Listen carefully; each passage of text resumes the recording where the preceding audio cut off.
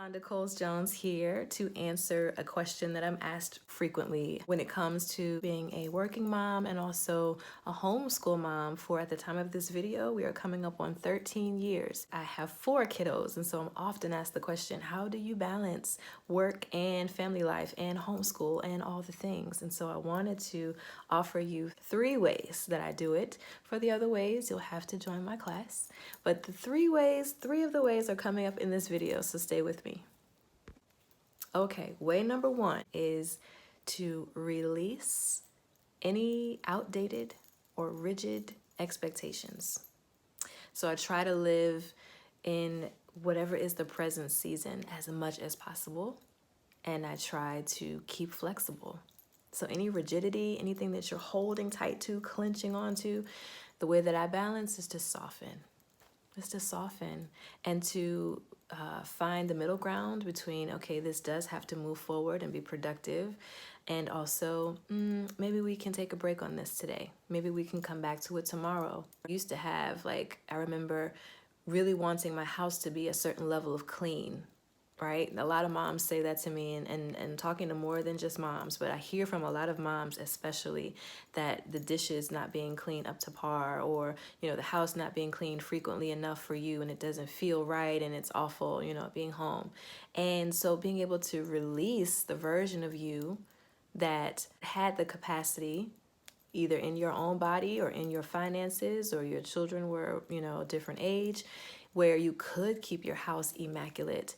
Maybe that time is not this time. It's not this season. And this season, the thing about seasons is they change.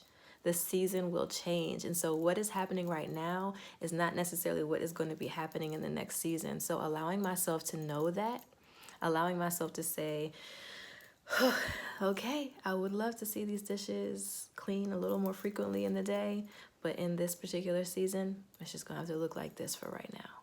And giving myself the space to re-engage with the dishes at another time in the day or in the evening or the next day, right? I eventually grew to the place where I was able to say, I don't want to go to bed with dishes in the sink, no dishes in the sink at bedtime, right? But that's something that we grew to. In the process of growing, I had to be flexible enough to change my expectation. Way number 2, exercising patience. Exercising the muscle of patience. Patience with myself, patience with my children, patience with my partner, my husband, patience with every single person in the household. So being able to extend the generosity, the grace of not rushing folks, demanding or hovering over, being so hard on myself, my children, my spouse, in the middle of an adjustment, right? In the middle of learning, and when I say learning, I don't just mean literally sitting down. I mean that, but I also mean, in the living it out, being patient with one another, creating space for us all to learn. A mantra that I had some months ago and I learned from one of my teachers was, we are all learners still learning life's lessons, and it was a lesson in forgiveness. And I think that it applied to me, and when we are able to extend grace to ourselves, then we are that much more able to overflow and extend grace, generosity, forgiveness, patience to others. Way number 3, another way that I balance all the things, and I don't try to balance all the things. That's another hint in there. Take the class if you want all the good stuff. Another way that I balance work and homeschool and home life and all the other things is to take really good care of myself. To realize that I am an asset to this entire outfit. I'm valuable. I need to be well. I need to be rested. I need to be fed.